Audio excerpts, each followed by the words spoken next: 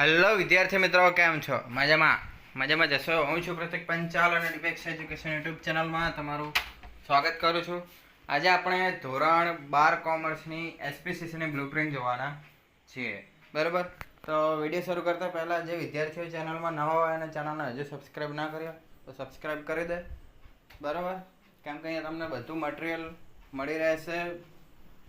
એ પછી બ્લુપ્રિન્ટ હોય, પેપરો હોય, એના સોલ્યુશન હોય કે ગમે તે હોય, દરેક વસ્તુ તમને અહીંયાથી મળતું રહેશે અને એ પણ પીડીએફ સ્વરૂપે મળતું રહેશે. તો ચેનલને સબસ્ક્રાઈબ કરી દેજો અને વિડીયોને લાઇક કરી દેજો અને દરેક વિદ્યાર્થી સુધી આ વિડીયોને શેર કરજો. તો હવે આપણે વિડીયોને શરૂ કરીએ છીએ.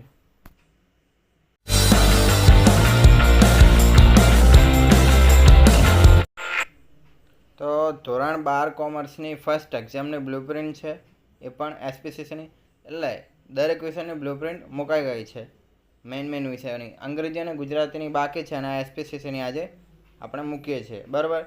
તો આપણે હવે જોઈએ તો કે આ પેપરને ટોટલ 6 સેક્શનમાં ડિવાઈડ કરેલું છે, ABCDE અને F.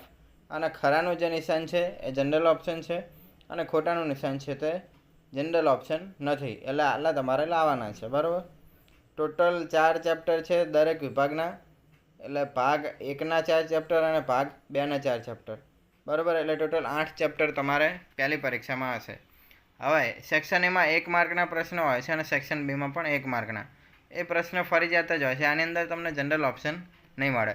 ત્યારબાદ છે કે સેક્શન સી, એની અંદર 2 ગુણના પ્રશ્નો હોય, સેક્શન ડીમાં 3 ગુણના હોય, ઈમાં 4 ગુણના અને એફમાં 5 ગુણના હોય. એટલે 5 ગુણના પત્રો જ હોય છે, બરાબર? એ રીતે હોય છે. તો હવે આપણે શરૂ કરીએ ચેપ્ટર વાઇઝ. તો કે ચેપ્ટર 1માં 2 MCQ અને 1 PYQ હશે. સેક્શન સીમાં 1 પ્રશ્ન અને સેક્શન ડીમાં 1 પ્રશ્ન અને છેલ્લા સેક્શનમાં 1 પ્રશ્ન હશે. એટલે ટોટલ 13 ગુણનું ચેપ્ટર છે અને તમારે 12 લાવવાના છે. ત્યારબાદ બીજું ચેપ્ટર. તો બીજા ચેપ્ટરની અંદર MCQ વધારે છે કે 4 MCQ છે. તો તમને એવું થાય કે આ બધાની અંદર 2 અને આની અંદર 4. તો આની અંદર એવું પણ થઈ શકે કે કોઈ ચેપ્ટરની અંદર 3 પૂછ્યા હોય, બરાબર? કોઈની અંદર 1 પૂછ્યું હોય, કોઈની અંદર 4 પૂછી નાખ્યા હોય, એવું થાય. પણ જો દરેક ચેપ્ટરના MCQ પૂછાવાના છે એટલે તમે તૈયારી તો બધી જ કરવાના છો. એટલે તમારે એ નહીં વિચારવાનું કે કેટલા MCQ પૂછાશે. તમારે તો તૈયારી બધી કરવાની છે. તો તમારે એ MCQ અને PYQની તૈયારીને ધ્યાનમાં રાખવાની, બરાબર? તો આની અંદર 4 MCQ હશે, 1 PYQ હશે. સેક્શન સીમાં પણ 1 અને સેક્શન ડીમાં નહીં હોય. સેક્શન ઈમાં 1 અને એફમાં 2 પ્રશ્નો હશે. એટલે 21 ગુણનું ચેપ્ટર છે. આમાંથી તમારે 12 લાવવાના, બરાબર? તો આગળ જોઈએ હવે ત્રીજું ચેપ્ટર. ત્રીજા ચેપ્ટરની અંદર 2 MCQ, 1 PYQ, સેક્શન સીમાં 2, સેક્શન ડીમાં 1 અને એફ છેલ્લા સેક્શનમાં 1 હશે. એટલે પત્ર જ હોય. એટલે 15માંથી તમારે 12 લાવવાના છે. ત્યારબાદ ચેપ્ટર નંબર 4. તો આની અંદર સેક્શન ઈ સિવાય દરેકમાં પ્રશ્નો પૂછાવાના છે. 2 MCQ હશે, ત્યારબાદ 1 એટલે સેક્શન બી એટલે કે PYQ પણ 1 જ હશે. સેક્શન સીમાં પણ 1 હશે. સેક્શન ડી અને એફમાં 1 પ્રશ્ન હશે. એટલે ટોટલ 13 ગુણના ચેપ્ટરમાંથી 12 ગુણ તમારે લાવવાના છે. હવે નેક્સ્ટ જે ચેપ્ટર છે એ થોડું મહત્ત્વનું છે, કેમ કે દરેક સેક્શનમાં આનો 1-2 પ્રશ્ન હશે. આ જોઈએ આપણે. 2 MCQ, 1 PYQ, સેક્શન સીમાં 1, સેક્શન ડીમાં 1, સેક્શન ઈ એની અંદર 2 પ્રશ્નો અને એફની અંદર 2 પ્રશ્નો. હવે આની અંદર ટ્વિસ્ટ એ છે કે હવે પહેલા ચેપ્ટરમાં આપણે સેક્શન ઈમાં 2 પ્રશ્નો લખ્યા છે, બરાબર? અને એના પછીના જે ચેપ્ટરો છે આની અંદર પણ 1 છે. તો આ 2, 3 કે 4 એમાં પણ 1 પ્રશ્ન મૂકી નાખે. આ પહેલા ચેપ્ટરમાંથી 1 લેવાનો છે અથવા 2 લેવાના છે, બરાબર? એટલે આવી રીતે માળખું ચેન્જ થઈએ કે કેમ કે આ તમારા સ્કૂલ દ્વારા પેપરો કાઢવામાં આવશે અથવા જે તે સંસ્થા દ્વારા તમારી સ્કૂલ લેતી હોય, બરાબર? એના આધારે પેપર નીકળશે. આ કોઈ સરકાર દ્વારા બ્લુપ્રિન્ટને જાહેર કરવામાં આવી નથી. સરકાર તો આ રીતે જાહેર કરી દે કે આ રીતે હશે. પછી જો આ મેઇન પરીક્ષા હોય, ગયા વર્ષે મેઇન પરીક્ષા બોર્ડની હતી, તો એની અંદર આ સુધારો કરવાનો હતો તો માળખું આપી દીધું અને પેપર આપી દીધું એક કે આ રીતે હશે. એટલે બ્લુપ્રિન્ટ કાઢવાની ખબર પડે શિક્ષકોને અને બીજી એક્ઝામમાં આ બ્લુપ્રિન્ટ મૂકી શકે, બરાબર? તો એ રીતે હતું. તો હવે પહેલી એક્ઝામનું તો કંઈ મટીરિયલ નથી આપ્યું, પરંતુ ગયા વર્ષના પેપરો અને આ જે માળખું છે જનરલ ઓપ્શનનું એના આધારે આ બ્લુપ્રિન્ટ તૈયાર કરી છે, બરાબર. તો આની અંદર મેં તમને કીધું કે પહેલા ચેપ્ટરની અંદર જે આપણે સેક્શન એમાં 2 પ્રશ્ન મૂક્યા છે એ 2, 3 કે 4 એમાં પણ એક પ્રશ્ન હોઈ શકે. તો ખાલી પહેલા ચેપ્ટરનો એક જ પ્રશ્ન હોય, સમજ્યા? એટલે 2 ગમે ત્યાં આવી શકાય. એ પછી બીજું ચેપ્ટર હોય, ત્રીજું હોય કે 4 હોય, તો પછી પહેલા ચેપ્ટરની અંદર સેક્શન એમાં એક જ હોય. અને સેક્શન એફમાં તો 2 જ પ્રશ્નો છે, એટલે 26 ગુણના ચેપ્ટરમાંથી તમારે 16 લાવવાના છે. ત્યારબાદ બીજું ચેપ્ટર, બીજા ચેપ્ટરની અંદર 2 MCQ, 2 PYQ, સેક્શન સીમાં 1, સેક્શન ડીમાં 1 અને સેક્શન E એની અંદર એક પ્રશ્ન હશે. એફની અંદર નહીં હોય, કેમ કે હવે આની અંદર પત્રો આવતા નથી, બીજું, ત્રીજું અને ચોથું, બરાબર. એટલે 13માંથી તમારે 12 લાવવાના. ત્યારબાદ ચેપ્ટર નંબર 3, ચેપ્ટર નંબર 3ની અંદર 4 MCQ, 1 PYQ, સેક્શન સીમાં 1, સેક્શન ડીમાં 1 અને સેક્શન Eમાં 1 પ્રશ્ન હશે. એટલે ટોટલ તમારે 14માંથી 12 ગુણ લાવવાના.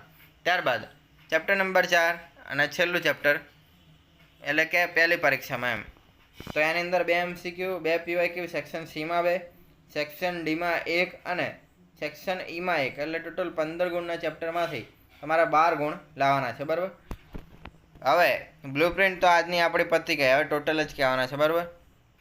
જો કોઈ વિદ્યાર્થીને ના ઉકલાય અક્ષર તો જણાવી દેવું, કોમનર જણાવી દેવું, તો અમે તમને સમજાવી દઈશું. બાકી હું બોલ્યો જ છું એ આધારે તમને ખબર પડી જશે. હવે આપણે ટોટલ વાઇઝ જોઈ લઈએ. તો પહેલો જે સેક્શન છે એની અંદર 20 MCQ હશે અને પ્રત્યેકનો 1 ગુણ, એટલે 20 લાવવાના છે. એટલે 20માંથી 20 ગુણ તમારે લાવવાના રહેશે. અને PYQની અંદર પણ એવું જ છે, 10 પ્રશ્નો હશે એક વાક્યના એ, અને આમાંથી તમારે 10 લાવવાના છે. દરેકનો 1 ગુણ છે, એટલે 10માંથી 10 લાવવાના. એટલે આ MCQ અને PYQ એની અંદર તમને કોઈ ઓપ્શન મળશે નહીં, તમારે ફરજિયાત લખવું પડશે કે તમે આના અથવામાં લખો, તો એવું આની અંદર નહીં હોય. હવે સેક્શન સીમાં તમારે 10 પ્રશ્નો હશે, પ્રત્યેકના 2 ગુણ છે, એટલે ટોટલ તમારે 20 પ્રશ્નો થયા. એમાંથી 10માંથી તમારે 7 લાવવાના છે. કોઈ પણ 10માંથી 7 તમારે લખવાના, બરાબર. એવી રીતે કોઈ પણ 10માંથી 7 લખવાના, એટલે 7 ગુણ્યા 2 કરો એટલે 14 ગુણ તમારે લાવવાના છે, 20માંથી 14 ગુણ.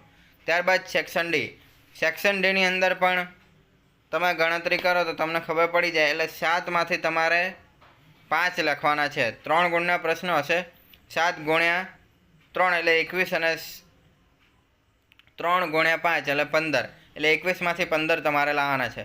ત્યારબાદ સેક્શન ડીની અંદર 4 ગુણના પ્રશ્નો હશે, એટલે તમારે 6 પ્રશ્નો મૂકેલા હશે, 6માંથી તમારે 4 લાવવાના, એટલે 24માંથી 16 ગુણ તમારે લાવવાના છે.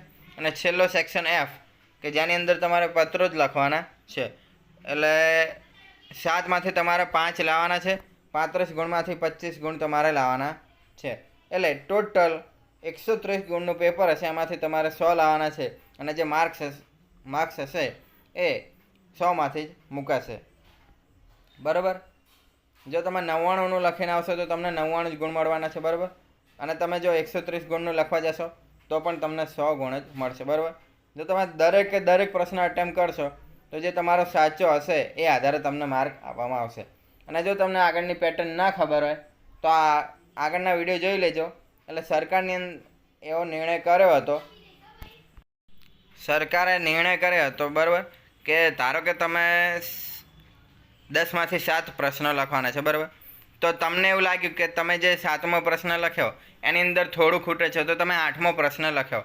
હવે 2 ગુણનો પ્રશ્ન છે, બરાબર. 2 નહીં, આપણે 3 ગુણનો પ્રશ્ન રાખો કે 3 ગુણનો પ્રશ્ન છે, બરાબર. તો તમે એવું લખ્યું છે 7મા પ્રશ્નમાં કે તમારે 1.5 માર્ક કે 2 માર્ક આવશે, અને જે 8મો પ્રશ્ન લખ્યો છે એની અંદર તમને કોન્ફિડન્સ છે કે તમારે 3 આવશે, બરાબર. તો જ્યારે પેપર ચેક કરનારું છે એને એવું થાય કે 8મો પ્રશ્ન લખ્યો એની અંદર 3 ગુણ પૂરેપૂરા આવશે અને આની અંદર આટલા આવશે 7મા પ્રશ્નમાં. તો 7મા પ્રશ્નના ગુણ ભલે લખ્યા હોય પણ એ કેન્સલ ગણાશે, અને જે તમારું આ જે હશે 8મો પ્રશ્ન લખ્યો હશે તો એના ગુણ ગણાશે. એટલે જે તમે લખ્યું છે, બરાબર, તો પહેલાં એનું ચેક થશે કે કોના માર્ક વધારે છે, અને જો વધારે માર્ક હશે તો એ ગણાશે અને એની ઉપર એની ઉપર ગોળ રાઉન્ડ થશે, બરાબર. એટલે એ આધારે તમને માર્ક્સ આપવામાં આવશે. એટલે જનરલ ઓપ્શનનો આવો પણ ફાયદો છે કે તમે વધારાનો પ્રશ્ન અટેમ્પ્ટ કરી નાખ્યો અને માગ્યા હતા એના કરતાં વધારે લખ્યા. હવે માગ્યા હતા એની અંદરથી તમારે કોઈ ઓછા ગુણવાળો પ્રશ્ન હોય અને તમે આની અંદર લખી નાખ્યો તો તમને આનો ફાયદો મળવાનો છે, બરાબર. એ હું તમને લાઈવમાં દેખાડી દઈશ, અત્યારે તમને સમજ નહીં પડે, બરાબર. તો અહીંયા મારી બ્લુપ્રિન્ટ પૂરી થાય છે. જો તમને અમારો વિડીયો પસંદ આવ્યો હોય તો વિડીયોને લાઇક કરો, શેર કરો અને ડિપેક્સ એજ્યુકેશનને સબસ્ક્રાઈબ કરો. અને જે વિદ્યાર્થીઓ અમારા વોટ્સઅપ ગ્રુપમાં જોડાવા માગતા હોય તો વોટ્સઅપ ગ્રુપની લિંક નીચે ડિસ્ક્રિપ્શનમાં છે. ત્યાં તમને જે વિડીયો નેક્સ્ટ આવવાનો છે એ તમને ખબર પડી જશે કે આ વિડીયો આવવાનો છે, જેથી તમને અગાઉથી જાણ રહે અને મટિરિયલ પણ સૌની પહેલાં વોટ્સએપમાં મૂકી દેવામાં આવશે, બરાબર. તો પીડીએફની લિંક નીચે ડિસ્ક્રિપ્શનમાં આપેલી છે. ઉપરાંત ઘણું બધું તમને મટિરિયલ પૂરું પાડવામાં આવશે. તો દરેક વિદ્યાર્થીઓ ચેનલને સબસ્ક્રાઈબ કરી દે, બરાબર. આ મહત્ત્વની ચેનલ છે. ગુજરાતમાં કોઈ પણ ચેનલ પીડીએફ સ્વરૂપે તમને કોઈ મટિરિયલ પૂરું પાડતી નહીં હોય. અમારી આ ફર્સ્ટ ચેનલ છે જે તમને દરેક મટિરિયલ હોય એ પીડીએફ સ્વરૂપે આપે છે, બરાબર. તો ચેનલને સબસ્ક્રાઈબ કરી દેજો, વિડીયોને લાઇક કરી દેજો અને જરૂરિયાતમંદ વિદ્યાર્થીઓને શેર કરજો. અને ખાસ કે જો તમને વિડીયો પસંદ આવે તો કોમેન્ટ તો કરજો જ કે અમને આ ફાયદો થયો, થેન્ક યુ સર, ને ફલાણું ઢાંકણું, પણ કે અમે એપ્રિશિએટ થઈએ. અમને એવું થાય કે તમારા માટે કંઈક એવું લાવીએ કે જેથી તમને ઉપયોગી બને અને તમે આગળ વધો, બરાબર. તો અહીંયા અમારો વિડીયો પૂરો થાય છે. જો તમને અમારો વિડીયો પસંદ આવે તો વિડીયોને લાઇક કરો, શેર કરો અને સબસ્ક્રાઈબ કરો. મળીએ આવતા વિડીયોમાં. ત્યાં સુધી ટેક કેર. જય હિન્દ, જય ભારત.